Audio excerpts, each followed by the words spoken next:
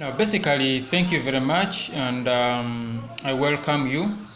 To those who watch my videos, I'm saying Mwima Musigo Herbert, and right now I'm talking about planning for your family. This message today and now is going to the young people who are yet to get married, those who are searching, those who are being searched, mention them, and those who have just gotten into marriage. You have to learn to plan for your family. You have to put a projection. You have to make a plan, and that plan should have a strategy on which schools that you want your children to go to, the type of education that you want your children to acquire. In doing so, the father to be and the mother to be, that is a family, the wife and husband, should sit down and then get a pen and a piece of paper and plan for this. Because if you don't plan, tomorrow you might fall into challenges. What type of schools do you want these people to go to? What type of health center do you want them to go to? Because sometimes you may find that you don't want your children to go to schools that are not of benefit to them. What I mean by they are not of benefit to them is schools that are not really going to add more value to them.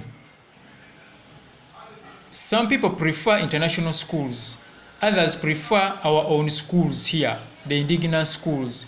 So, as a family, are you planning for your children to go to international schools or to go to our indigenous schools?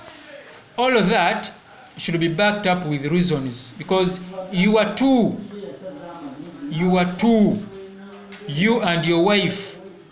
So you are the one who is supposed to sit down and then brainstorm on how you want your family to be. Don't just sit there and then say, look, fetuli kuzala buzazi, we are just producing, we have nothing to do after all. The government will care for our children. No, that is totally wrong. Make a strategic plan. That plan should be written down, have strategic goals, and then have concrete activities that can help your family be well. Here, the most important thing is the children. As a family, these children, remember, they are not giving an application for you to produce them. So make sure that you give them the best livelihood, the best care that they need. To you, who is planning to get a child, make sure that you plan for this child. Lastly, my advice to you is plan that in such and such a year, in such and such a month, we are planning to conceive. The wife is going to conceive, and then thereafter set up a bank account for this kid, so that then by the time of delivering comes, those after the 9 months, at least the bank account has something for a start to help this baby kickstart. It will really do us good, instead of just producing and at the end of the day you start running away from your family as a husband because you didn't plan for your children or for your family. God bless you.